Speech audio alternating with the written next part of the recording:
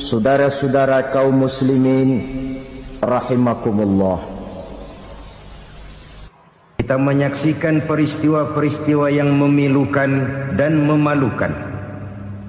PHK terjadi di mana-mana. Pengangguran meningkat, harga-harga membumbung tinggi, daya beli rakyat semakin lemah. Sementara di bidang politik, kejadian-kejadian memberikan indikasi bahwa persatuan dan kesatuan kita sebagai bangsa dewasa ini tengah berada dalam ujian yang berat. Pada jumpa kita kali ini, tanpa bermaksud untuk mencari kambing hitam dari bencana yang kita hadapi, saya ingin menyampaikan sebuah hadis yang diriwayatkan oleh Imam At-Tabarani dari Ibnu Abbas, bahwa Rasulullah sallallahu alaihi wasallam bersabda, khamsun bi khamsin, ada 5 perkara yang dapat menimbulkan 5 macam bencana. Mari kita renungi hadis ini satu demi satu sebagai bahan introspeksi buat kita semua dalam menghadapi bencana yang tengah berlaku sekarang ini. Yang pertama, ma naqasa qaumul ahda illa sullita alaihim aduwwuhum. Apabila suatu kaum sudah mengingkari janjinya, maka mereka pun akan dikuasai oleh musuh-musuh mereka. Sederhana saja nampak kalimat dalam hadis ini. Apabila orang sudah mengingkari janji, mereka akan dikuasai oleh musuh-musuh mereka sendiri. Dan musuh kita yang paling utama saat ini adalah kemiskinan dan kebodohan. Kenapa itu terjadi? Karena kita mengingkari janji kita sendiri. Di saat awal-awal berdirinya Orde Baru, kita pernah berjanji untuk melaksanakan Pancasila dan Undang-Undang Dasar 45 secara murni dan konsekuen. Kita berjanji bahwa kita akan menegakkan pemerintah yang bersih dan berwibawa. Itu semua pada permulaannya. Waktu demi waktu berjalan, kita lupa dengan janji yang kita ucapkan itu. Ketuhanan yang Maha Esa kita ucapkan, tapi kesetanan yang luar biasa yang kita lakukan. Kemanusiaan yang adil dan beradab yang kita dengungkan, tetapi kemanusiaan zalim dan biadab yang kita praktekkan. Sederhana saja saudara, hampir setiap pejabat pada posisi-posisi kunci, di awal-awal ia memangku jabatan itu, biasanya ia mengucapkan sumpah dengan lafaz demi Allah, bahwa dalam melaksanakan jabatan ini saya tidak akan menerima hadiah atau pemberian dalam bentuk apapun. Itu pada permulaannya. Lama-lama rupanya hadiah itu asik juga, mulai diterima. Lama-lama dirasa kurang, mulai menagih. Dan akhirnya terjadilah praktek yang disebut suap menyuap, semir menyemir, dan lain sebagainya. Kalau ini sudah menjadi kenyataan, bagaimana kita mau menegakkan pemerintah yang bersih dan berwibawa? Undang-Undang Dasar 45 menyatakan bahwa bumi, air, dan seluruh kekayaan negara dikelola oleh negara bagi sebesar-besar kemakmuran rakyat. Yang terjadi adalah bahwa kita merasa mewakili rakyat untuk menikmati harta dan kekayaan negara, sehingga rakyat banyak tidak bisa ikut menikmatinya. Menumpuklah harta itu sehingga terjadilah pepatah, gunung ditimbun, sumur digali. Yang kaya semakin kaya, yang miskin semakin terpuruk. Kita ingkar dengan janji yang kita ucapkan di awal-awal kita bergerak. Kita ingkar dengan janji pada saat kita mengatakannya dengan menyebut nama Allah, dengan mempertaruhkan nama Tuhan. Sehingga pada akhirnya jabatan pun mengalami tender. Sudah menjadi rahasia umum. Orang mau jadi lurah mesti mengeluarkan uang. Mau jadi camat mesti mengeluarkan uang. Mau jadi wali kota, bupati, bahkan gubernur, itu ada pasarannya. Secara logika, Kalau orang memperoleh satu jabatan karena banyak mengeluarkan uang, tentu pada saat ia mengeluarkan uang, ia sudah punya pemikiran, modal pasti pulang, modal pasti kembali. Kalau orang memperoleh suatu jabatan karena banyak mengeluarkan uang, maka langkah pertama yang dia lakukan setelah memangku jabatan itu ialah bagaimana uang bisa kembali, bagaimana modal bisa pulang. Kalau modal sudah pulang, pikiran berikutnya bagaimana supaya dapat untung. Lalu kapan mau bekerja untuk kepentingan rakyat? Itu nomor 18. Kemudian kalau ada proyek-proyek besar, pertanyaannya ialah bukan apakah proyek ini bermanfaat bagi rakyat, apakah proyek ini layak untuk diteruskan, tetapi yang jadi pertanyaan paling utama ialah bagian saya berapa duit dari proyek ini. Kita bisa lihat proyek, mega proyek lahan 1 juta hektar di Kalimantan Tengah, triliunan rupiah, dan proyek itu gagal. SD Inpres bulan ini diresmikan, bulan depan retak. Jembatan-jembatan bulan ini gunting pita, bulan depan runtuh. Kita ingkar dengan janji. Kita berkata kita bekerja untuk kepentingan rakyat, tapi kita tidak pernah mengenal rakyat itu. Apabila suatu kaum sudah mulai mengingkari janji, maka mereka akan dikuasai oleh musuh-musuh mereka. Akibatnya tersusunlah barisan-barisan sakit hati, yang makin lama makin menjadi bola salju, menggelinding membesar, dan kemudian terjadilah hal-hal yang tidak kita inginkan lagi. Apabila suatu kaum sudah mengingkari janji, maka mereka akan dikuasai oleh musuh-musuh mereka. Ini penyebab bencana yang pertama. Kita tidak konsekuen. Tadinya kita dengan lantang teriak-teriak berantas korupsi, ganyang korupsi. Pada waktu kita belum mendapat kesempatan.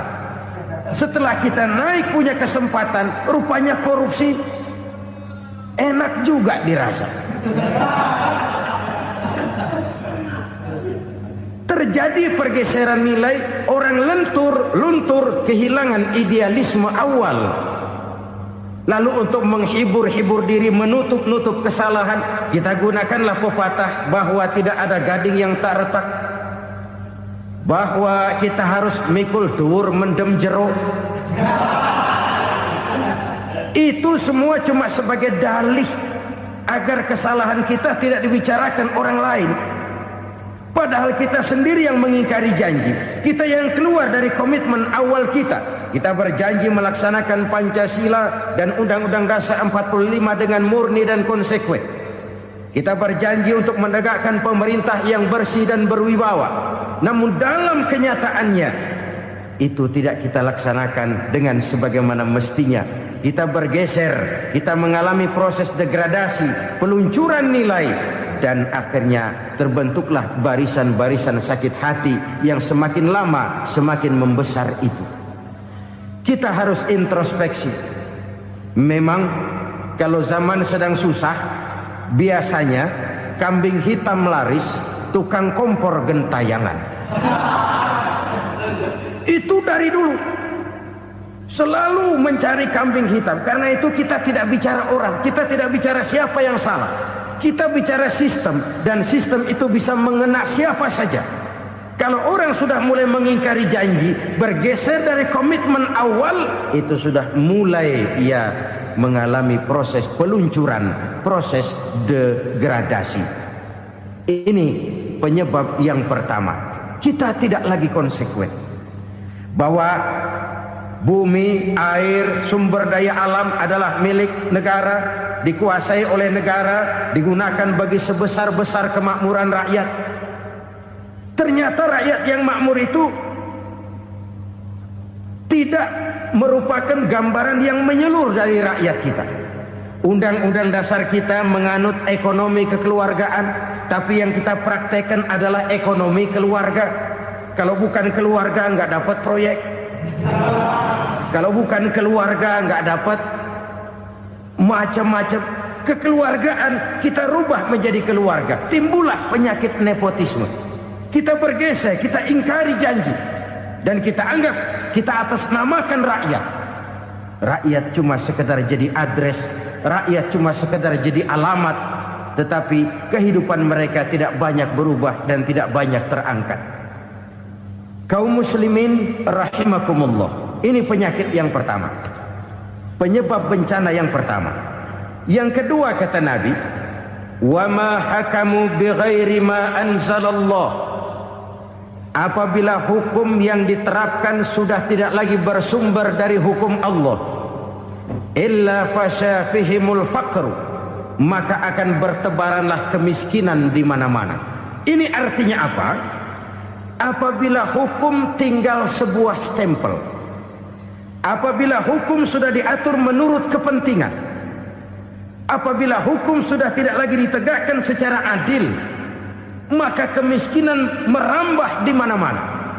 Hukum diatur menurut selera orang yang sedang berkuasa, maka yang benar bisa jadi salah, yang salah bisa jadi benar. Hukum dalam kenyataan hidup berlaku seperti pisau.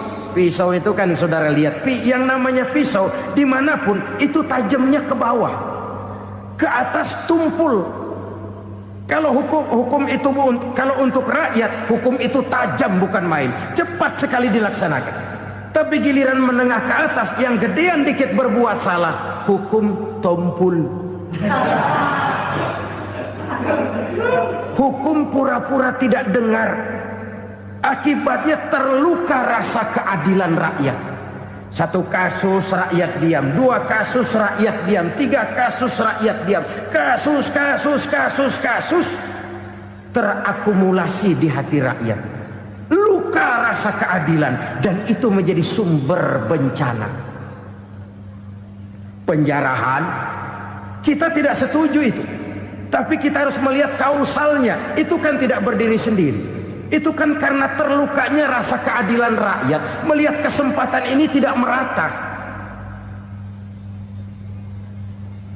Kalau rakyat ini yang ngajukan kredit ke bank, walaupun jumlahnya cuma jutaan, ratusan ribu, susahnya 17 setan. Tapi ada orang-orang tertentu yang agunannya palsu, jaminannya palsu, bawa kata belece, bukan cuma miliaran, triliunan kredit bisa keluar. Terluka rasa keadilan, hilangnya kesempatan. Rakyat cuma dapat kesempitan, jarang dapat kesempatan. Dari lukanya rasa keadilan ini, memang ya entah lipstik, entah basa-basi, dibentuklah tim ini, dibentuklah badan pengawas ini, dibentuklah tim ini. Kalau membentur tahu, hancur tahu. Tapi kalau tim yang dibentuk membentur karang, bukan karangnya yang hancur biasanya, timnya yang bubar. Kenapa? Yang dibentur batu karang yang sangat keras. Kita main-main dengan hukum, kita tidak konsekuen dengan hukum. Luka rasa keadilan, dan itu terakumulasi. Edi Tamsil, rakyat tahu, terakumulasi, menguap begitu saja. Kasus-kasus lain rakyat tahu, menguap begitu saja. Ketidakadilan terakumulasi, mengendap di hati rakyat, menunggu ledakan. Pada saat sumbu meledak, rakyat tidak bisa dibendung lagi. Oke, kita tidak setuju dengan penjarahan, tapi jangan melihat itu sebagai peristiwa yang berdiri sendiri. Kenapa itu terjadi? Kausalnya kenapa? Oke, kita tidak setuju memang, tapi yang dijarah oleh rakyat kan memang cuma untuk perut. Yang dijarahkan beras, yang dijarahkan televisi, yang dijarahkan kulkas yang masih bisa dihitung, yang memang real untuk kebutuhan rakyat. Penjara-penjara berdasi kepala botak yang menguras uang rakyat habis-habisan, enak saja melenggang dalam kehidupan ini. Makin terluka rasa keadilan rakyat. Apabila hukum yang diterapkan sudah menyimpang dari keadilan yang diajarkan Allah, fasyafihimul fakru, bertebaranlah kemiskinan. Aneh, memalukan, memilukan. Sebuah negara agraris yang katanya pulaunya hijau royo-royo, gemari palau jenawi toto tentem kertora harjo, yang tahun 93 pernah mendapat penghargaan dari FAO, Badan Pangan Sedunia, sebagai negara yang berhasil dalam swasembada pangan. Sekarang ini kita terpaksa betul beli beras dari Vietnam, beli beras ke Kamboja, beli kedelai dari Kamboja. Kenapa? Lahan sawah kita habis ditanami pabrik. Teknologi kita, teknologi loncatan yang non-applied, tidak terpakai oleh kita. Lantas lahan yang tidak bisa kita tanami, kita paksakan lahan-lahan gambut menjadi tanah pertanian yang subur dengan biaya triliunan, dan kita gagal. Kita cari jarum dan kapak hilang. Kita mau jadi negara industri dengan loncatan teknologi yang maju, kita lupakan pola pijak kita sebagai negara agraris, dan akhirnya kita kecolongan. Lihatlah dewasa ini, rakyat kita antri sembako di mana-mana. Di sebuah negara agraris, ketidakadilan melahirkan kemiskinan, kemiskinan moral dan kemiskinan material. Kemiskinan moral, rakyat nggak percaya lagi sama pejabat. Rakyat mengalami krisis figur. Orang, alah lu ngomong dah sama ember.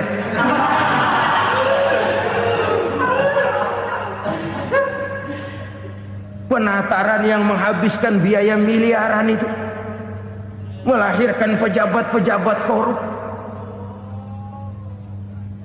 Pengawasan yang menghabiskan biaya miliaran itu ternyata impoten, mandul. Kemiskinan moral.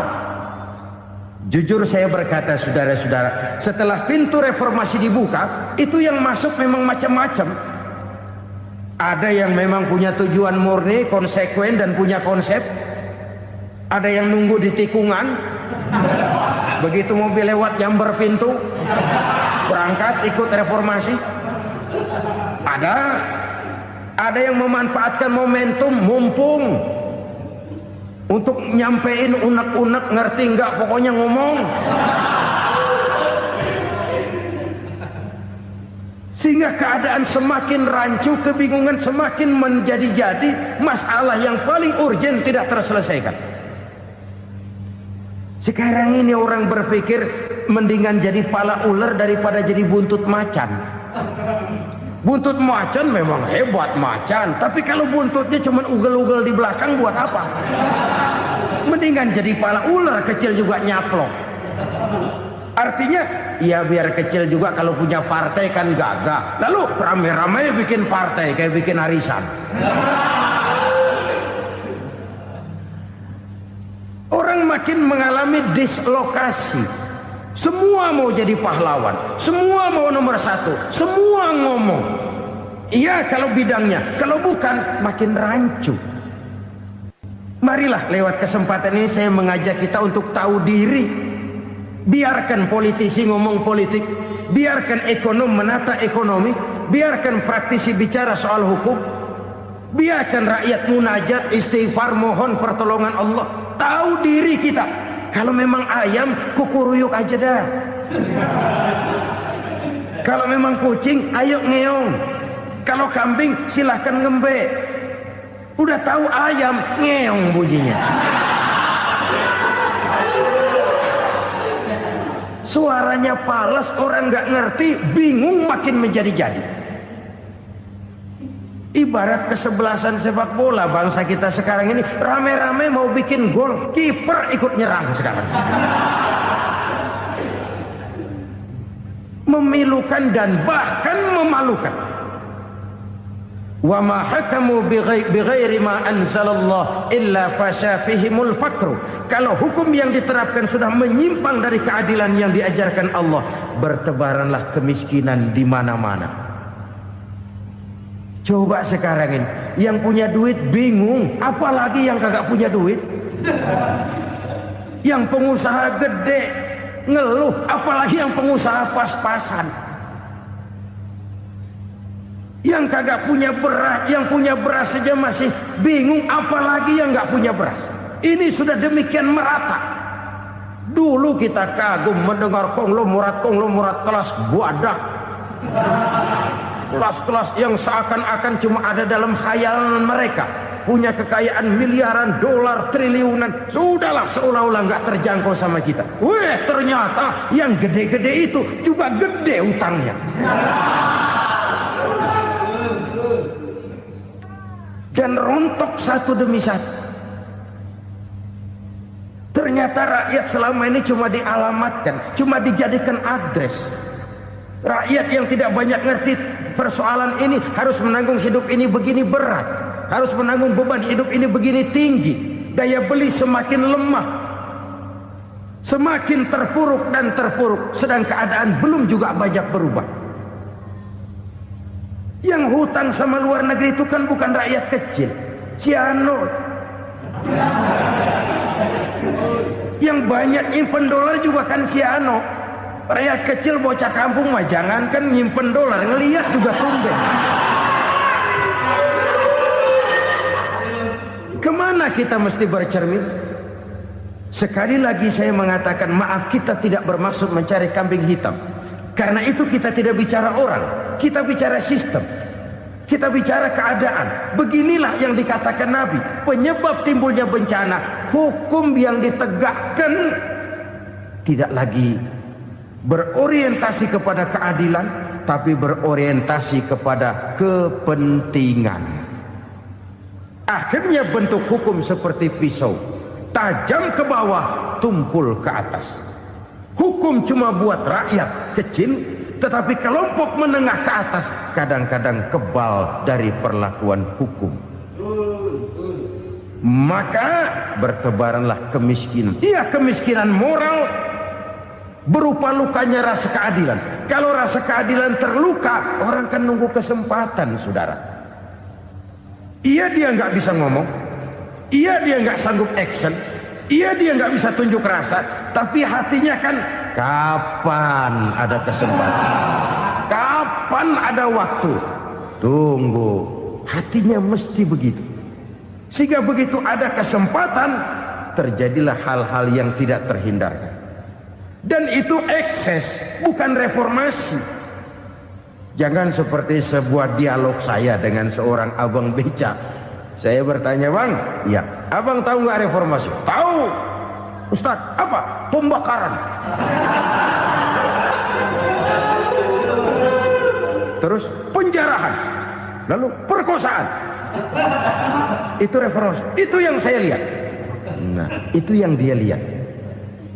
Saya tentu tidak menyalahkan abang beca kita, karena memang itu yang dia lihat dan sejauh itu wawasannya. Tapi ini indikasi bahwa banyak rakyat kita yang belum bisa menggunakan kebebasan secara bertanggung jawab. Padahal kebebasan tanpa tanggung jawab tirani. Sebuah contoh gampang-gampangan.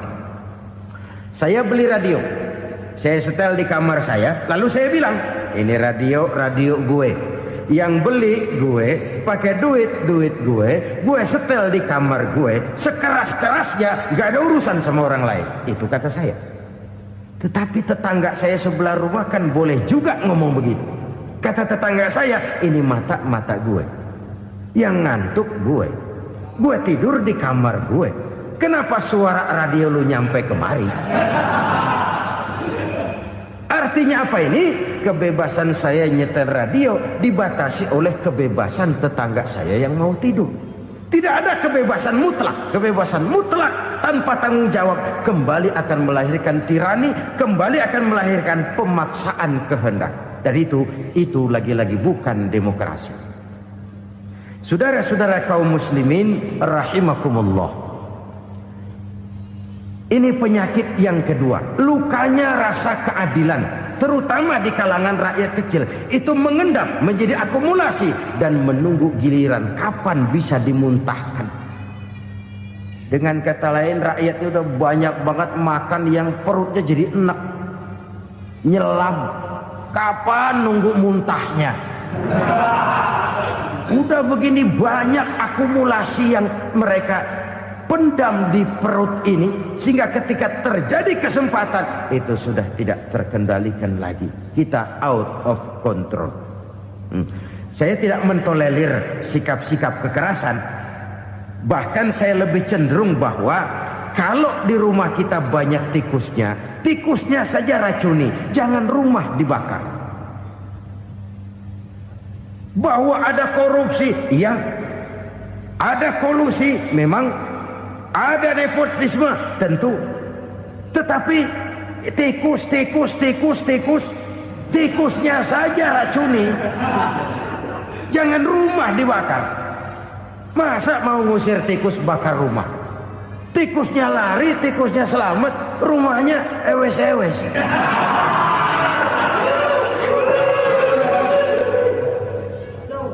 Tikus selamat, rumah nggak punya, masalah nggak terselesaikan dengan sebagaimana yang kita harapkan. Kita sepakat ini negara hukum, dan di hadapan hukum semua manusia itu sama. Itu prinsip yang diajarkan Allah. Al-musawat bainan nas fi takalifil ahkam. Semua manusia sama dalam berhadapan dekat dengan hukum Allah Subhanahu wa taala. Kalau hukum sudah pandang bulu, itu jelas yang enak yang banyak bulunya. Siapa yang banyak bulunya? Monyet. Kalau hukum pandang bulu, monyet keenakan. Saudara-saudara kaum muslimin rahimakumullah, introspeksi. Mari kita bercermin bagaimana perjalanan hukum selama ini. Kalau introspeksi ini kita temukan, lalu ada upaya untuk memperbaiki diri. Jangan menggunakan tak ada gading yang tak retak, mikul duwul mendem jero untuk menutup-nutupi kesalahan orang. Padahal kesalahan itu sedemikian besar. Padahal rakyat kita tiap hari antri sembako. Ada yang sehari sekali makan, ada yang makan sudah bercampur tiwul, ada yang nasi sudah dicampur pisang, balik jadi orok lagi. Macam-macam upaya rakyat untuk menangsal perut ini. Lalu rakyat ditenang-tenangkan, lebih baik puasa Senin Kemis sambil menghadapi krisis ekonomi. Kenapa rakyat yang disuruh puasa? Kenapa bukan pejabatnya yang puasa lebih dulu untuk kemakmuran rakyat? Kalau rakyat yang memang perutnya udah gepeng disuruh puasa, makin krempeng perutnya. Artinya pejabat harus punya sense of politik. Ya, tidak, puasa itu kan tidak cuma Senin Kemis saja puasa itu. Puasa perasaan, puasa menghargai perasaan yang sedang kondisi yang sedang dihadapi oleh rakyat. Bagaimana rakyat yang tengah antri sembako melihat pejabatnya lewat dengan mobil yang harganya sampai 1 miliar. Oh, inilah pemimpin saya. Luka lagi rasa keadilannya. Kita tidak tenggang rasa. Puasa dalam artian itu pun akan menolong menegakkan semangat kebersamaan, membentuk semangat kebersamaan. Saudara-saudara kaum muslimin rahimakumullah, penyebab bencana yang ketiga dikatakan oleh baginda Nabi, wala dhaharat fihimul fahishatu illa fasha fihimul maut. Apabila kekejian telah merajalela, maka maut bertebaran di mana-mana. Kita renungi butir kalimat dalam hadis ini. Apabila kekejian telah merajalela, maut bertebaran di mana-mana. Begitu murah arti sebuah kehidupan. Penjarahan untuk hal-hal yang kecil tapi sampai mengorbankan nyawa. Apabila kekejian sudah terjadi di mana-mana, maut pun bertebaran. Maut dalam arti berpisah ruh dengan jasad, tapi juga maut dalam arti orang bisa mati karirnya, orang bisa mati usahanya, orang bisa mati kesempatannya karena perbuatan-perbuatan keji yang selama ini tidak terbendung. Lahirlah teori mafia. Siapa yang kuat dia yang berkuasa, siapa yang lemah dia menjadi mangsa. Proyek-proyek besar yang menang tender itu ya dari itu ke itu saja. Yang pengusaha-pengusaha tidak punya koneksi, tidak bisa bayar komisi, dapat proyek tetelan. Ada dagingnya, dikit namanya juga tetelan. Dagingnya sudah habis disantap oleh meja. Sekian puluh meja dilalui, sekian puluh amplop dikeluarkan. Sehingga yang akhirnya ya tinggal tetelan itu tadi. Maka kualitas pekerjaan pun sudah bukan lagi jadi masalah. Demikianlah mafia-mafia ini bermunculan di mana-mana. Di pengadilan terkenal mafia pengadilan. Hukum bisa dibeli, hukum bisa dipesan menurut kebutuhan sponsor. Mafia peradilan, mafia politik, mafia ekonomi, bahkan mafia agama yang menggunakan agama sebagai kedok, menggunakan agama sebagai dalih, menggunakan agama sebagai topeng untuk melancarkan maksud-maksud politiknya pun tidak tertutup kemungkinan. Apabila kekejian telah merajalela, maut bertebaran di mana-mana. Korupsi, kolusi, nepotisme itu bagian dari kekejian. Kita selama ini kalau mendengar maksiat, itu yang terbayang cuma judi, mabuk, zina. Iya itu maksiat. Tapi korupsi, kolusi, nepotisme itu juga maksiat dalam bentuk lain. Kalau ini sudah bertebaran, maka maut terjadi di mana-mana. Jangan bayangkan cuma mati orangnya, itu sih kewajiban. Yang menyakitkan itu orangnya masih hidup tapi dibikin mati. Karirnya mati. Kenapa? Karena yang diperlukan bukan cuma orang pinter tapi orang taat. Biar pinter, kalau nggak taat minggir. Biar bodoh, kalau taat bisa nyenangin atasan, bisa nyemur. Kumaha juragan wae aya nama. Itu yang kadang-kadang dapat penghargaan. Tidak ada prestasi kerja kecuali bikin senang orang di atas. Kita lihat di desa-desa jalan rusak. Kalau ada berita pejabat anak mau turun, jalan rata sekali. Sampai tanah dari mana aja dikeruk buat ngeratain tuh jalan. Pejabat pulang legok lagi jalanan. Katanya kita kerja buat rakyat, nyatanya kita cuma melayani atasnya. Kenapa? Terjadi lingkaran setan. Seperti kata lagu Dul Sumbang itu. Mahasiswa takut sama dosen, dosen takut sama dekan, dekan takut sama rektor, rektor takut sama menteri, menteri takut sama presiden, presiden takut sama mahasiswa. Lah muter balik lagi. Lingkaran setan. Lingkaran setan. Saudara-saudara kaum muslimin rahimakumullah. Kekejian yang merajalela, praktek-praktek mafia yang tertuang dalam kehidupan sehari-hari menyebabkan orang mati karirnya, jasad masih hidup, karir mati, itu menyakitkan. Mati bisnisnya. Rakyat kecil pernah senang ketika cengkeh booming, harganya bagus, rakyat banyak yang pergi haji. Lalu mau ditata, lahir tata niaga cengkeh, malah amburadul. Harga cengkeh jatuh, petani cengkeh kecil menjerit. Siapa yang untung? Segelintir orang. Masihkah kita pakai atas nama rakyat untuk kepentingan nasional? Padahal yang nyanyi cuma segelintir orang. Masihkah kita mau bohongi rakyat ini dengan mobil nasional tapi bikinan Korea? Masihkah kita mau bermain verbalisme, bermain kata?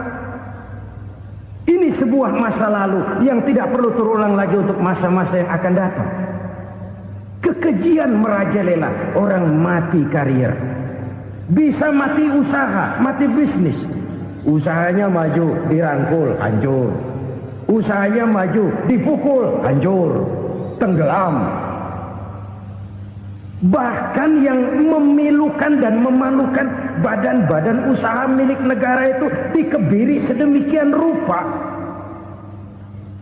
sehingga tidak menghasilkan hal-hal yang bermanfaat buat negara. Saudara-saudara kaum muslimin rahimakumullah, kalau nafsu yang sudah mengatur itu semua, maka kekejian pun merajalela. Orang sudah pakai teori mafia, yang kuat dia yang menang, yang kuat dia yang berkuasa, yang lemah silakan minggir di sudut-sudut kehidupan. Kalau kekejian seperti ini merajalela, maut bertebaran di mana-mana. Banyak orang mati karirnya, banyak orang mati usahanya, banyak orang mati imajinasinya. Sekarang ini dalam dunia seni, yang banyak karyawan seni, bukan seniman. Seniman itu kan dilahirkan, lain seniman, lain karyawan seni. Sekarang yang banyak karyawan seni, bukan seniman. Mati karier, mati imajinasi, mati improvisasi. Sehingga kehidupan persis sinetron. Sinetron itu yang kita lihat rumah mewah, yang kita lihat rumah bagus. Gak pernah kita lihat di sinetron kita ini rakyat antri sembako. Kita dijejali hal-hal yang indah, yang wah, yang membuat kita tenggelam dalam gaya hidup instan, tenggelam dalam gaya hidup wah. Kita lupa dengan realitas keseharian di tengah-tengah masyarakat kita. Lahirlah kelompok-kelompok selebritis, dibesarkan oleh berbagai media. Selebritis pilek aja masuk koran, pilek.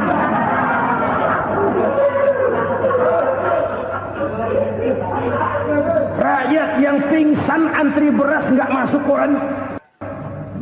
Rakyat yang semaput antri minyak nggak masuk koran. Selebritis panok masuk koran.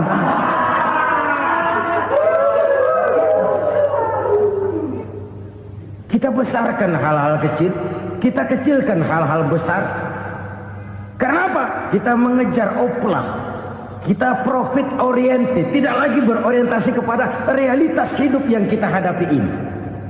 Kalau kekejian sudah merajalela, kata Nabi, maka maut bertebaran di mana-mana. Maut dalam artian maut, coba lihat sekarang begitu murah nyawa.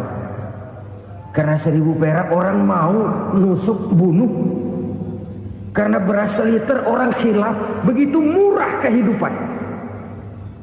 Tapi kekejian dalam bentuk korupsi, kolusi, nepotisme, kekejian dalam bentuk itu mematikan karier, mematikan bisnis, mematikan imajinasi, mematikan kreativitas. Itu juga maut dalam bentuk lain akibat kekejaman lain. Ini penyebab yang ketiga. Yang keempat, penyebab bencana menurut baginda Rasul, wala tuffiful mikyala illa muni'un nabat. Apabila timbangan sudah dicurangi, maka tercegahlah tumbuh-tumbuhan. Apabila timbangan sudah mulai curang, maka terjadilah musim paceklik. Apabila bisnis sudah bergaya mafia tadi itu, kecurangan-kecurangan terjadi, tender di balik pintu, yang dimenangkan cuma kelompok-kelompok yang bisa memberikan presentasi yang besar, muni'un nabat, terjadilah paceklik. Paceklik, panen gagal, wereng, ya wereng, kemarau panjang, it's okay, air sulit, iya. Tetapi kan semua itu ada yang ngatur. Kemarau ada yang ngatur, belalang itu ada yang ngatur, air itu juga ada yang ngatur. Yang ngatur itu yang serba maha. Kalau ia murka melihat kecurangan timbangan, Allah itu kalau murka kan gampang saja, tinggal komandoin balang, lang, hancurin tuh sawah. Konvoy belalang, konvoy. Allah tinggal ngutik angin El Nino. Mampir lo ke Indonesia, hujan nggak turun-turun, kemarau panjang. Jadi kalau musim kemarau kan namanya anginnya El Nino. Kalau musim hujan anginnya namanya La Nina. Cakep namanya, kejem orangnya. Saudara lihat Cina sekarang sedang kena La Nina, banjir besar, ribuan orang meninggal. Dia mah ribuan mati kagak berasa, rakyatnya miliaran. Bangladesh lagi ngalami La Nina, India lagi ngalami La Nina. Angin, hujan, kemarau, belalang, itu kan ada yang ngendaliin. Kuncinya bukan di belalangnya, kuncinya bukan di peredaran matahari berputar, kuncinya di atas yang mengatur semua itu. Kalau timbangan sudah mulai curang, pengusaha sudah nggak mau jujur, apa nggak bikin perut jadi mual. Begitu rakyat antri sembako pingsan nggak dapat beras, sementara beras ditumpuk-tumpuk sampai membusuk. Kemana hati nuraninya? Kemana akal pikirannya?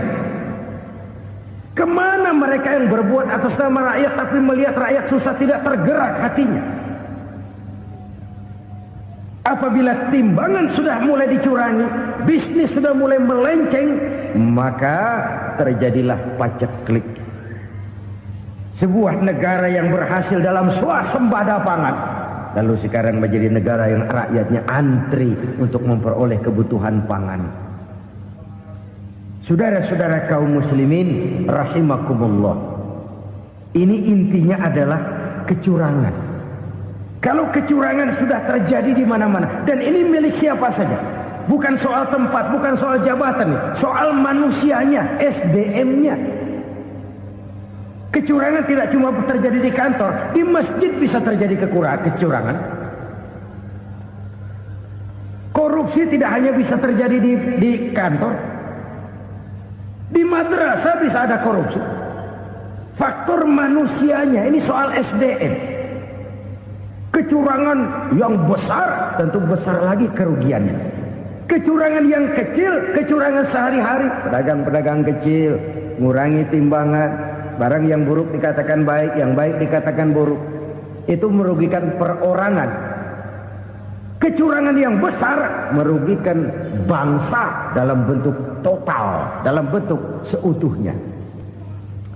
Nah, kecurangan-kecurangan seperti ini rakyat kan lihat, rakyat kan tahu, dan itu kembali terakumulasi di sini, pegel.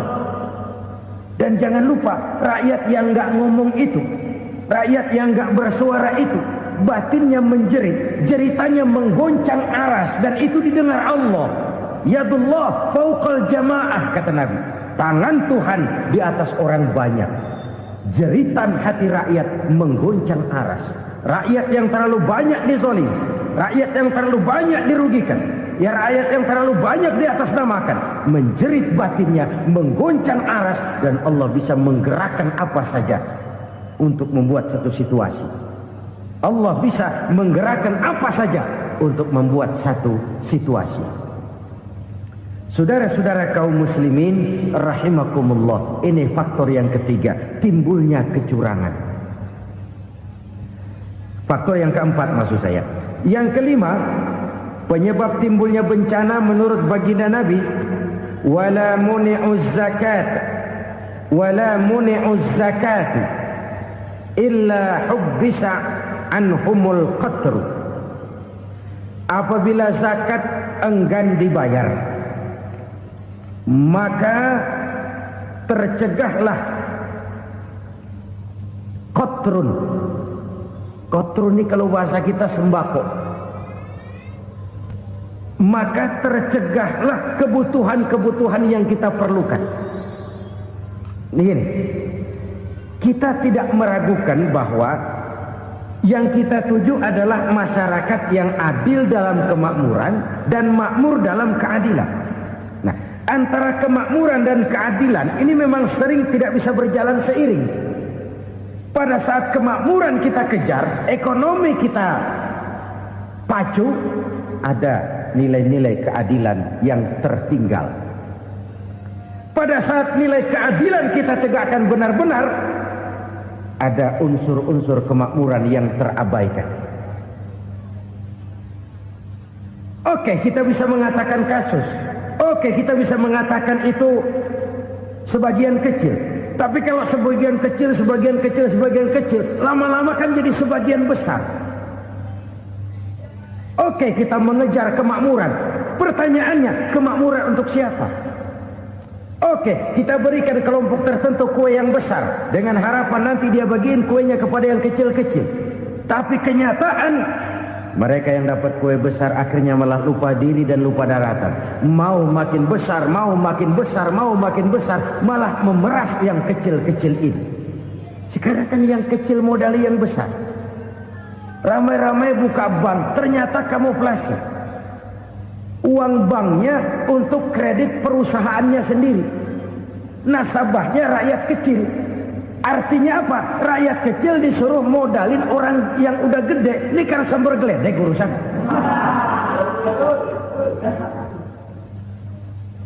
Ini kan permainan apa lagi? Rakyat kecil suruh modali yang gede. Nasabahnya rakyat kecil, kumpulkan uangnya di bank, kucurkan kredit kepada perusahaannya sendiri. Bukankah itu rakyat kecil suruh modali yang gede?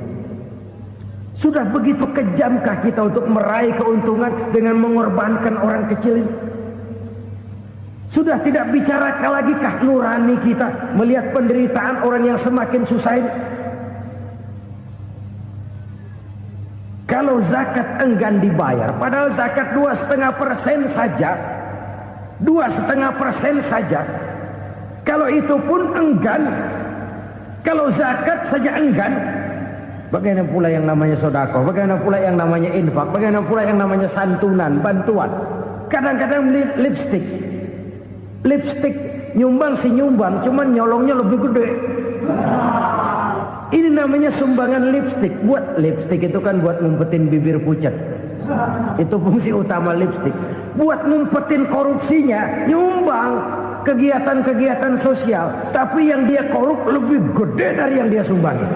Lipstick kamuflase. Nepu kata anak sekarang.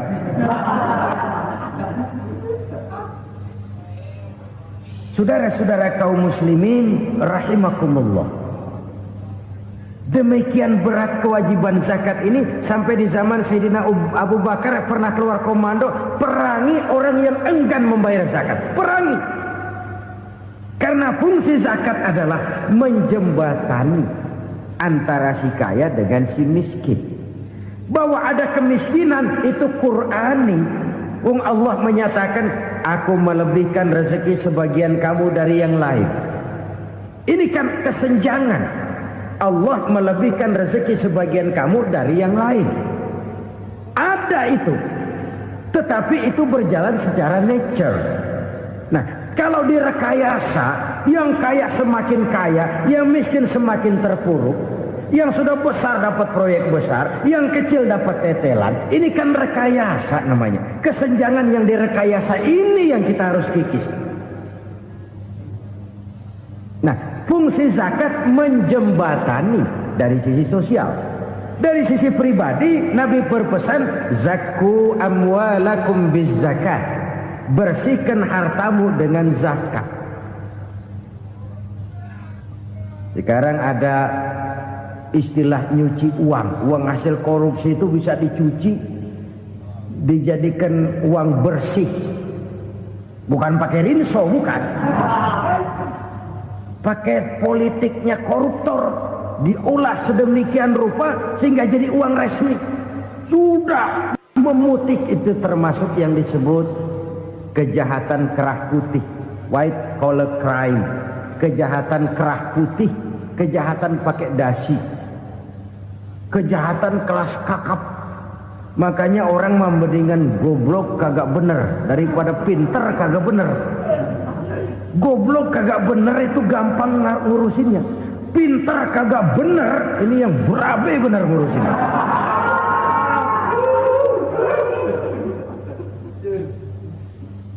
Kita bukan cuma perlu orang pintar kok di zaman sekarang. Kita perlu orang-orang bener yang punya komitmen, yang sesuai kata dan perbuatan, yang bisa merasakan apa yang dirasakan oleh rakyat, yang punya sense of politik yang tinggi, yang peka, yang penuh keterbukaan, yang punya wawasan dan pandangan jauh ke depan.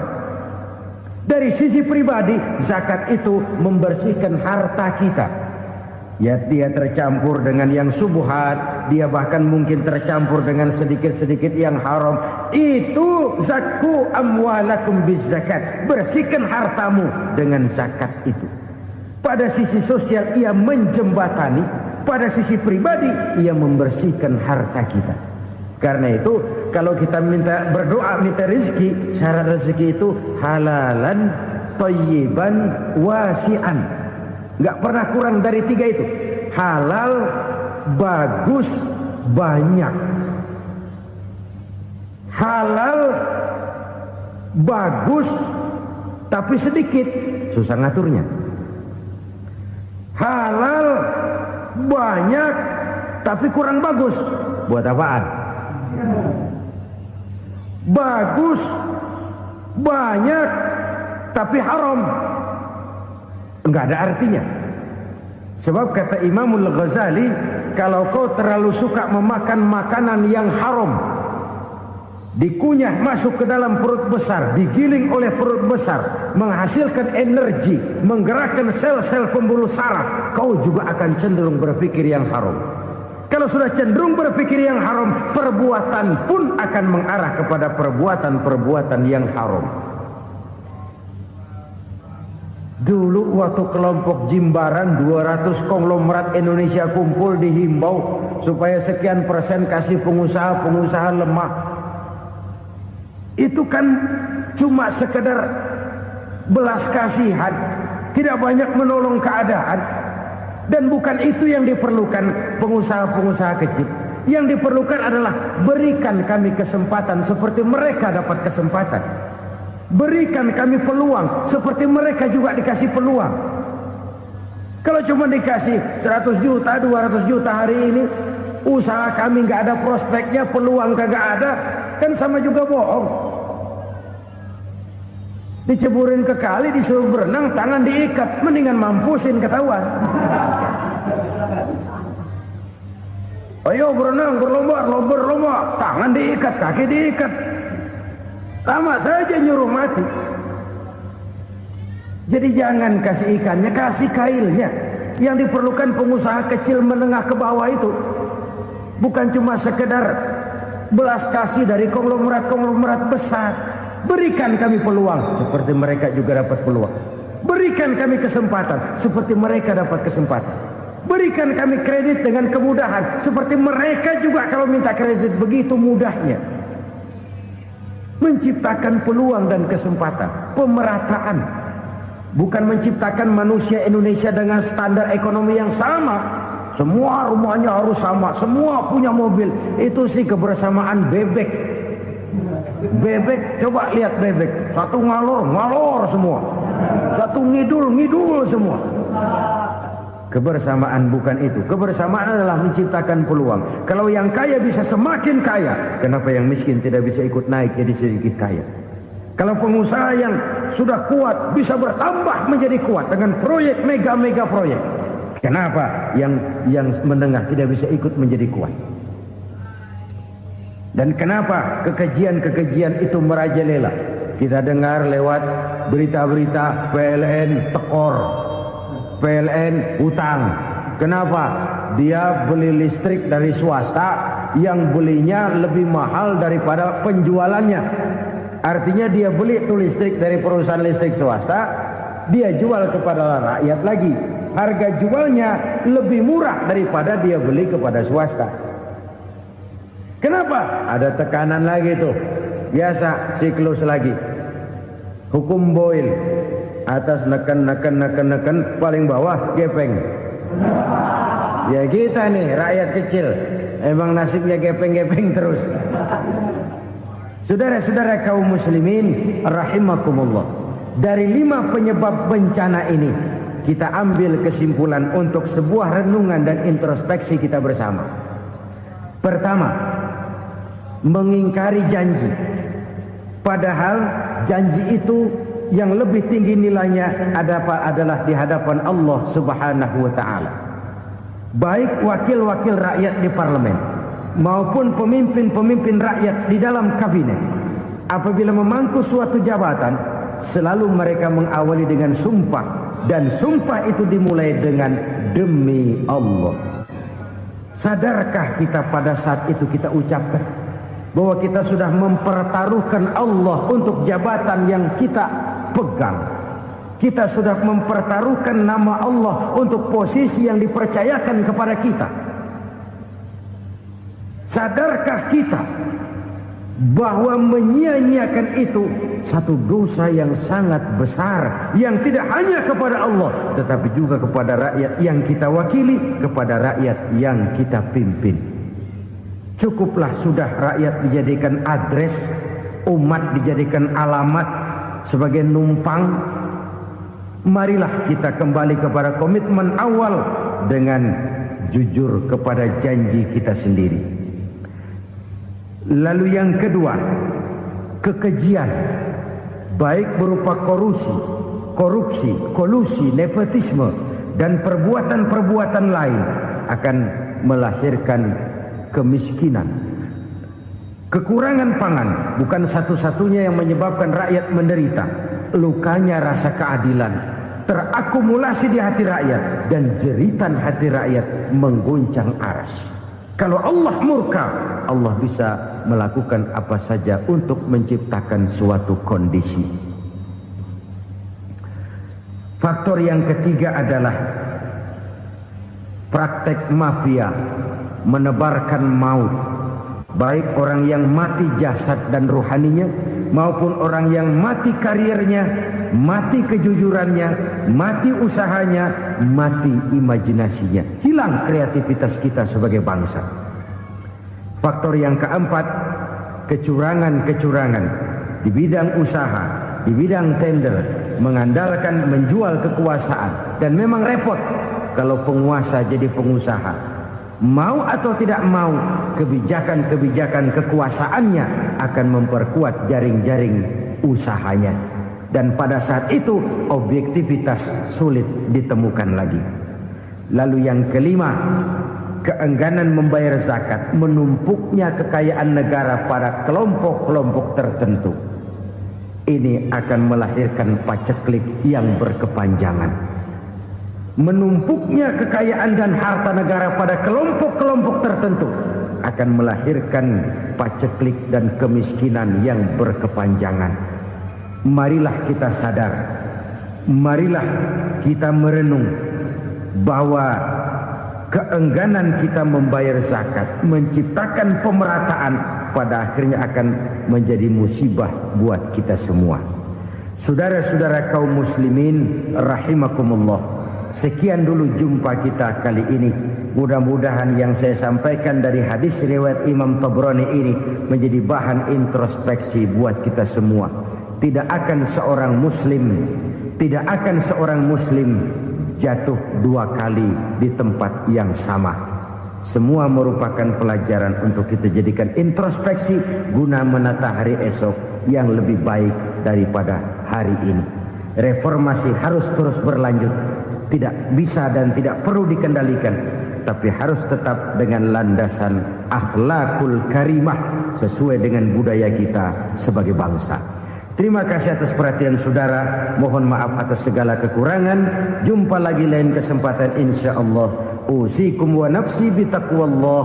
Wassalamualaikum warahmatullahi wabarakatuh. Lalu berusaha menyimpan sesuatu yang bisa membawa manfaat, baik untuk dirinya, untuk anak cucunya, maupun untuk keluarganya, untuk masa kini dan masa depannya. Kadang simpanan itu berbentuk uang, kadang berupa tanah, lain saat berbentuk pabrik, dan lain sebagainya. Sementara masa depan yang paling pasti adalah akhirat. Jika untuk masa depan dunia kita rela memeras keringat, membanting tulang, pergi pagi dan pulang petang, menyimpan uang, menyimpan tanah, menyimpan pabrik. Pernahkah kita merenung jika satu saat kiamat datang, kita dibangkitkan dari kubur masing-masing, berdiri di padang mahsyar untuk mempertanggungjawabkan seluruh kegiatan hidup kita di dunia ini, lalu kita akan menuju ke alam akhirat. Sudahkah kita mempunyai simpanan untuk akhirat kita? Pada pertemuan kali ini saya ingin menyampaikan sebuah hadis di mana Rasulullah sallallahu alaihi wasallam bersabda, "Arba'un min kanzil jannah." Simpanan sorga ada 4 macam. Yang pertama, ikhfa'us sadaqah, menyembunyikan sedekah. Saudara-saudara kaum muslimin, sebagaimana yang kita maklum bahwa Allah Subhanahu wa taala melebihkan sebagian rezeki dari kita terhadap yang lain. Ada yang kaya, ada yang setengah kaya, ada yang miskin, ada yang setengah miskin, dan selanjutnya. Ada yang gajinya kecil tapi penghasilannya gede. Ada yang penghasilannya gede tapi nggak punya gaji. Ada juga yang memang gajinya gede dan penghasilannya gede. Kelebihan rezeki merupakan sunnatullah dan tidak harus membuat kita merasa lebih dari yang lain. Bahkan sebaliknya, kelebihan itu harus membuat kita ringan tangan untuk menolong mereka yang memang memerlukan pertolongan. Kalau saudara diberikan ilmu, maka pertanyaan akhirat cuma satu: ilmumu kau amalkan untuk apa? Kalau saudara diberikan umur yang panjang, pengadilan akhirat juga bertanya satu: umurmu kau habiskan di mana? Tapi kalau saudara diberikan harta, pengadilan akhirat akan bertanya dua: hartamu kau dapat dari mana, kau belanjakan kemana? Dari mananya ditanya, dan kemananya juga ditanya. Oleh karena kita akan dimintakan pertanggungan jawab, maka amanah yang bernama harta ini harus kita gunakan dengan sebaik-baiknya. Ada penggunaan yang merupakan kewajiban, itu zakat namanya. Ada penggunaan yang sewaktu-waktu, itu infak namanya. Ada yang lebih sewaktu-waktu lagi, dan itu sedekah namanya. Zakat dia terikat oleh haul dan nisab, oleh putaran batas waktu dan ukuran dari harta itu sendiri. Sedangkan infak terikat oleh situasi dan kondisi perekonomian seseorang. Sedangkan sedekah tidak terikat dengan apapun. Dalam kondisi seperti apapun kita bisa melakukan sedekah dengan yang terkecil sekalipun. Sampai-sampai Rasulullah sallallahu alaihi wasallam mengajarkan, la tahqiranna minal ma'rufi syai'an walau an talqa akhaka biwajhin talik. Atau ada hadis, tabassumuka fi wajhi akhika laka shadaqah. Senyumanmu kepada temanmu adalah sedekah. Jadi untuk melakukan sedekah tidak harus dalam berbentuk uang. Dengan ilmu kita bisa sedekah, dengan tenaga kita bisa bersedekah, dengan pikiran kita bisa bersedekah, bahkan senyum kepada teman itu pun sedekah. Jadi kalau sedekah dengan uang memang belum punya uang, nyengir aja banyakin. Itu asal pada tempatnya, jangan lalu ketemu tiang listrik cengengesan. Tentu tidak pada tempatnya dan tidak wajar. Nah, sedekah yang paling dicintai Allah adalah sedekah yang disembunyikan. Artinya jauh dari sifat riya. Kan kadang-kadang ada orang sedekah itu disebutkan namanya. Apa tidak bagus? Kalau memang niatnya ikhlas, ya bagus-bagus saja. Untuk memberikan sugesti kepada yang lain. Di Fulan bin Fulan nyumbang sekian, diumumkan. Boleh kalau niatnya untuk memberikan rangsangan kepada yang lain supaya dia menyumbang lebih besar dari orang tadi. Tapi kalau itu mendatangkan riya, maka sedekah yang paling dicintai Allah adalah sedekah yang disembunyikan. Tangan kiri saja tidak tahu apa yang diberikan oleh tangan kanan. Sedekah yang dilakukan dengan ikhlas akan merupakan perbendaharaan surga. tersembunyi dari pandangan orang lain, tidak seorang pun tahu. Karena memang sikap yang baik adalah melupakan kebaikan dan mengingat kesalahan. Itu salah satu ciri orang bahagia. Orang yang selalu mengingat kesalahannya dan berusaha melupakan segala kebaikannya. Kalau dia akan berada kebaikan, dia tidak bisa ikut, dia merasa rugi karena dia merasa belum pernah berbuat baik. Tapi kalau akan melakukan kesalahan baru, dia ingat kesalahan yang sudah-sudah, sehingga terhalang baginya untuk melakukan satu kesalahan baru. Demikianlah saudara-saudara, bahwa Allah melebihkan rezeki sebagian kita dari yang lain, agar terjadi tolong-menolong dalam kehidupan ini.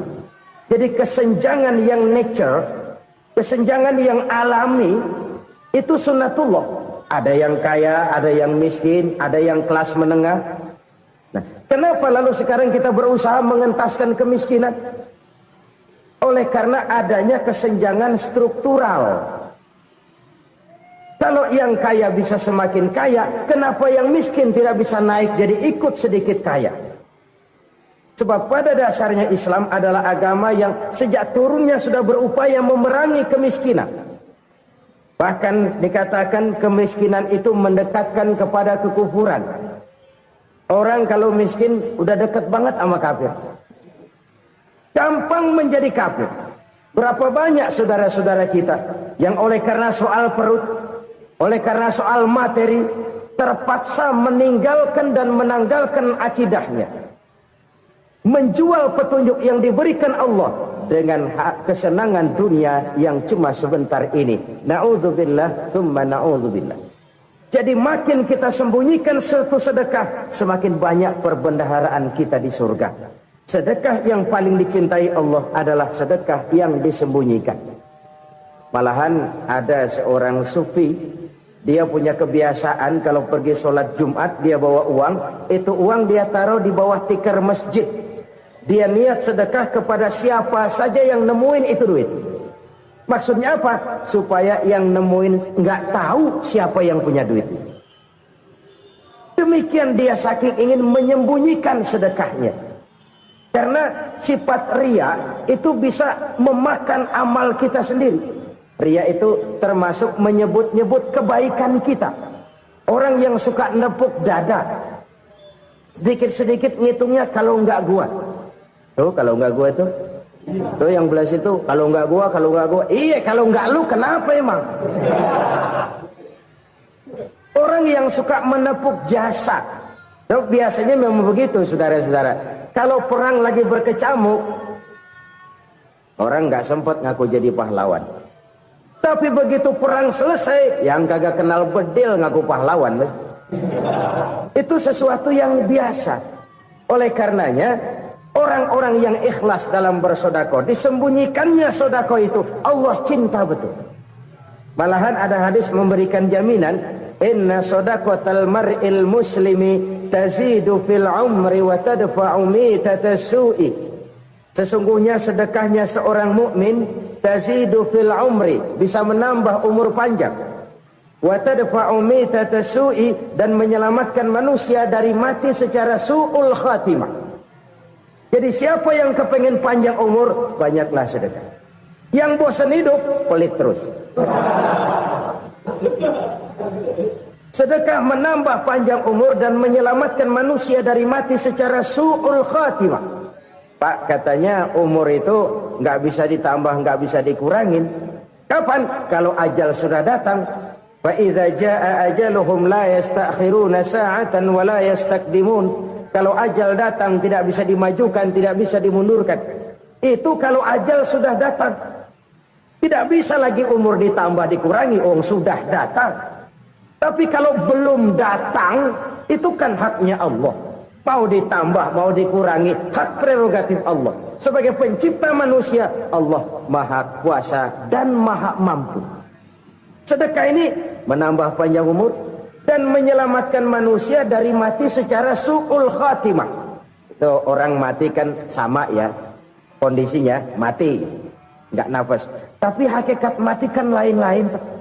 Ada yang mati itu husnul khatimah, baik akhirnya. Misalnya Lagi ngaji, mati. Lagi sholat, mati. Lagi sedekah, mati. Ini yang dinamakan dengan husnul khotimah, baik di akhirnya. Sebaliknya ada yang su'ul khotimah, jelek di akhirnya. Ini yang jadi catatan akhir. Lagi nyekek botol, mampus. Lagi banting kartu, modar. Su'ul khatimah, jelek pada akhirnya. Sedekah menyelamatkan manusia dari mati secara su'ul khatimah. Dan kita semua kepengen mendapat husnul khatimah, jauh dari su'ul khatimah. Oleh sebab itu yang bisa menyelamatkan kita dari penyakit itu antara lain adalah sedekah yang disembunyikan. Yang dikerjakan dengan ikhlas karena Allah. Tidak karena kepengen dipuji orang. Tidak karena ingin dikatakan orang pemurah. Sebab orang dermawan itu orang yang memberi tanpa harus diminta. Kalau masih harus diminta, ya belum dermawan namanya. Masih harus diminta. Kalau nggak diminta, ya tulus. Lolos, polos. Saudara-saudara kaum muslimin, rahimakumullah. Harta adalah amanat dan akan kita pertanggungjawabkan. Allah melebihkan rizki sebagian kita dari yang lain agar kita saling tolong menolong. Bantu membantu. Nabi janjikan, siapa yang meringankan beban saudaranya muslim di dunia, Allah akan meringankan bebannya di akhirat nanti. Sebuah jaminan dari baginda Nabi. Si orang yang kita bantu barangkali tidak bisa membalas, Allah yang akan membalas lewat jalan lain yang tidak pernah kita sangka-sangka. Ada orang tanya, Pak, ini ada orang nyumbang masjid sambil marah-marah, bagaimana? Saya bilang sumbangannya aja ambil, marahnya jangan. Marahnya jangan diambil, itu urusan dia. Saudara-saudara kaum muslimin, rahimakumullah. Umat Islam ini kan umat yang punya potensi besar. Kadang kita merenung, kenapa kadang-kadang pembangunan masjid kok lambat sekali? Kalau hotel hari ini peletakan pertama, bulan depan peresmian. Supermarket hari ini peletakan batu pertama, minggu depan peresmian. Tapi kalau sudah yang namanya masjid, kadang-kadang peletakan batu pertama sekaligus jadi batu terakhir. 3 tahun, 4 tahun, campur nebar jala di jalanan, duit dijaring kayak ikan sepat. Apa tidak ada orang Islam yang kaya? Banyak. Apa tidak ada pengusaha muslim yang jadi konglomerat? Ada. Lalu yang belum banyak itu yang komit terhadap nilai-nilai agamanya. Akhirnya kita jatuh jadi umat yang lemah. Belum ada pengusaha konglomerat muslim buka pabrik supermi cap beduk misalnya umpamanya atau pabrik kecap cap sorban supaya identitas keislamannya sedikit kelihatan. Kita jatuh jadi umat yang lemah karena potensi tidak terinventarisir dengan baik. Kita ini ibarat kompor yang cuma matengin nasi orang lain. Potensi kita dimanfaatkan oleh orang lain. Ukhuwah Islamiyah kita baru terbatas kepada silaturahmi. Ukhuwah di bidang ekonomi kita lemah. Ukhuwah di bidang kebudayaan kita lemah. Apalagi ukhuwah di bidang politik kita lebih rapuh lagi. Padahal ukhuwah itu adalah totalitas kehidupan manusia. Menyangkut ipolek sosbud. Memerlukan nilai-nilai ukhuwah. Jadi oleh karena itu mari kita menyadari. Di dalam harta kita, walaupun kita yang cari, pergi pagi, pulang sore, peras keringat, banting tulang, di sana ada harta anak yatim. Di sana ada hak masjid. Di sana ada hak pesantren. Di sana ada hak jihad. Berbahagialah seseorang apabila dia oleh Allah dijadikan keran. Keran itu menyimpan air, tapi tidak untuk dirinya, tapi disalurkannya kepada mereka yang memang memerlukannya. Saudara-saudara kaum muslimin rahimakumullah, ini yang pertama. Jadi perbendaharaan surga adalah menyembunyikan sedekah. Orang lain nggak tahu, kita pun nggak pernah ngitung-ngitung. Kita anggap lewat begitu saja, padahal itu deposit akhirat. Satu. Yang kedua, perbendaharaan surga itu apa? wa kitmanul musibah, menyembunyikan kesulitan. Kadang orang takut menghadapi kesulitan, tapi makin kita merenung, hidup ini kan sebenarnya urusan. Takut sama urusan ya jangan hidup. Tandanya orang hidup itu kalau punya urusan. Urusan melupakan problem. Problem sering menimbulkan kesulitan. Kesulitan bukan untuk ditakuti, tapi untuk diatasi dan dicarikan jalan keluarnya. Siapa sih orangnya yang gak pernah sulit-sulit? Makin tinggi status sosialnya, makin gede urusannya. Makin tinggi kualitas imannya, makin berat tingkat kesulitannya.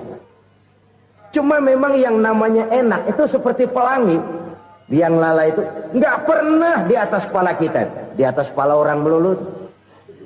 Lo sih enak lo, kata kita. Dia juga bilang yang enak kan lo.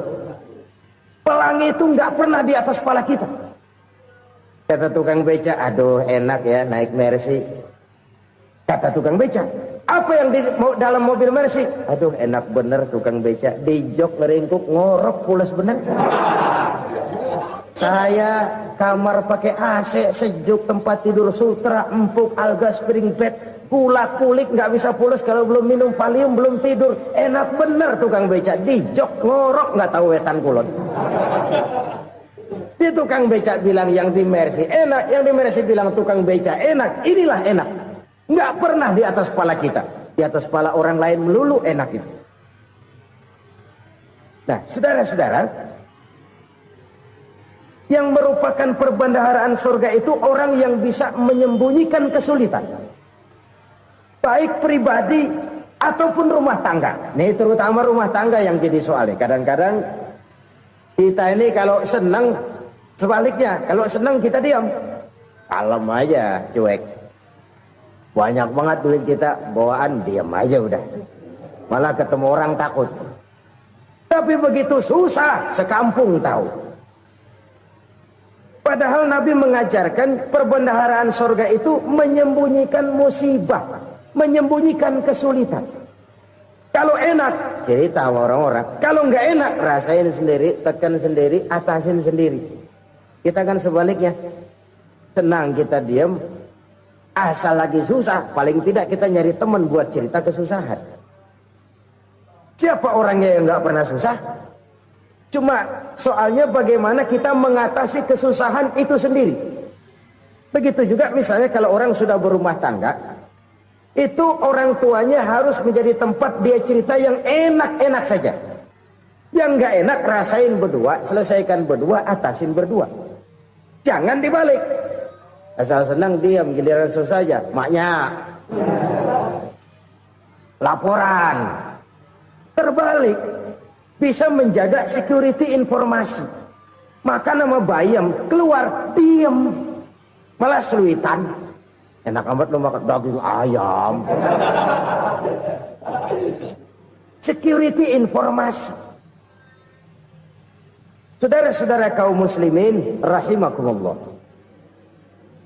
ujian yang terberat itu yang pernah diberikan kepada para nabi, para rasul, para aulia, para ulama. Makin tinggi keimanan, makin berat bentuk kesulitan. Ayo saya kemukakan satu contoh saja. Ada seorang nabi yang kaya, nabi kaya, namanya Nabi Ayub. Iblis kalau orang begini kan keki, ibadahnya rajin, kaya. Nih yang kayak begini susah digodain. Kalau ibadahnya rajin, miskin, kali bisa disogok. Sini imannya mantap, ibadahnya rajin, kaya, nabi lagi. Oh, tapi namanya iblis nggak kurang akal. Laporan, Tuhan, kenapa iblis? Ya ini bahasa saya, bahasa Qurannya sih nggak gitu. Itu hambamu yang namanya Ayub, dia rajin ibadah cuma karena dikasih kaya aja. Coba kasih miskin dia, berhenti dia sembahyang. Ah, kamu bisa aja. Saya tahu Ayub itu hambaku yang ikhlas. Saya buktiin Tuhan, silahkan. Dibuktiin lah, iblis turun ke alam ini. Yang mula-mula dia lakukan, dia rusak sawah ladang Nabi Ayub. Dia binasakan binatang ternak Nabi Ayub. Sehingga dalam waktu singkat, Jatuhlah Nabi Ayub dari orang paling kaya jadi orang paling miskin. Beliau masih ibadah di mihrab dalam masjid. Datang iblis. Saudara Ayub, ya. Lagi ngapain? Ibadah. Nyembah Allah, nyembah Allah. Oh, percuma. Kenapa? Tuhan yang ente sembah nih, dia udah bikin miskin ente. Sawah ladang ente hancur lebur, binatang ternak binasa. Sekarang ente jadi orang paling miskin. Ngapain nyembah Tuhan kayak begitu? Tekor. Udah berhenti dah ibadah, berhenti ibadah. Ini iblis sama Tuhan lapornya lain, yang dikerjakan kepada Nabi Ayub juga lain. Benar begitu iblis, kata Nabi Ayub. Iya, sawah ladang saya habis, buras. Binatang ternak saya binasa, binasa. Saya miskin, bangpak. Apa jawab Nabi Ayub? Bukan innalillahi, ini hebat. Alhamdulillahillazi a'tani wa akhza minni. Segala puji bagi Allah yang telah memberikan harta kepada saya dan sekarang mengambilnya lagi. Alhamdulillah. Allah yang ngasih, Allah yang ambil. Itu mah urusan Allah. Iblis cuman ibadah jalan terus, sujud lagi Nabi Ayub. Iblis seleher gondok banget. Dasar Nabi nggak mempan dia apa-apain. Miskin malah alhamdulillah. Allah yang ngasih, Allah yang ngambil. Jadi kalau kita tidak komit, kita tidak terikat kepada kaya, miskin, senang, susah, apa yang bisa bikin kita susah? Jadikan kekayaan, kemiskinan, jadikan senang, susah sebagai anak buah yang bisa kita atur. Jangan kekayaan ngatur kita, jangan kemiskinan ngatur kita. Kita yang harus mengatur mereka. Senang, susah, kaya, miskin, bahagia, sengsara, jadikan itu anak buah yang bisa kita atur. Kalau sekarang kita kaya, lain saat boleh jadi kita miskin, semiskin-miskinnya. Allah yang ngasih, Allah yang ngambil. Tenaga mana yang bisa menghalangi? Ibadah jalan terus. Iblis makin gondok. Dasar Nabi loh. Akhirnya apa? Nabi Ayub dikerjain, diberikan penyakit. Demikian fatal penyakitnya. Bayangin, udah miskin sakit. Masya Allah. Miskin sakit. Sakitnya nggak lama, kira-kira 16 tahun.